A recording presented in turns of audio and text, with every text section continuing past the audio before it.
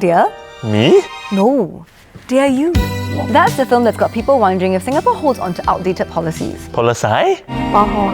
The original film was mostly in Teochew, but IMDA decided to screen a Mandarin dubbed version for its general release here. It said this was to keep in line with Singapore's bilingual policy. But after public outcry, MDDI said it would take a more flexible approach to screening films in dialect and allow more screenings of the film in Teochew, up from just 8 initially. What's wrong with Teochew? Well, it's not Teochew specifically. Restrictions on all Chinese dialects in film, television and radio have been in place since 1979, when the Speak Mandarin campaign was launched to promote it as a common language among Chinese Singaporeans. You could say the campaign 成功了. In 1980, more than 3/4 of Chinese households spoke dialect as their main language. By 2020, fewer than 1 in 10 did. Then what's stopping us from lifting the restrictions on dialects altogether? Maybe there's a fear of a dialect revival. I don't think so. It feels more like we take a long time to update or relax entrenched policies. It's taken decades for rules or laws that basically weren't enforced to be repealed or updated, like the ban on cats in public housing or 377A. 377A was inherited from the British, and we held on to it even though many other countries had already abolished it. It wasn't until 2022 that the law was repealed.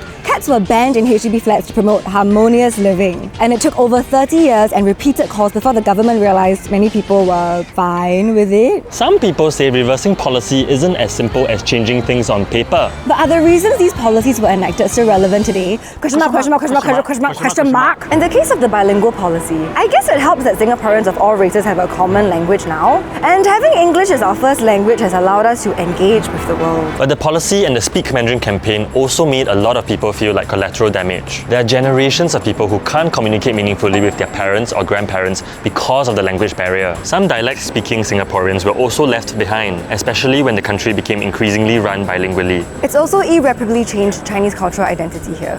Art forms like Teochew or Cantonese opera are near extinct because few can still understand or appreciate it. The same can be said about other groups and diverse cultures that were homogenized due to national policy. I guess what's encouraging about the reaction to Dear You is that it's just one of many recent examples that show there's a desire to reconnect with lost parts of our culture. This will mean re-evaluating past decisions even if it might be inconvenient, and reconsidering if policies are still justified. Because policies should keep pace with people's lived realities, right?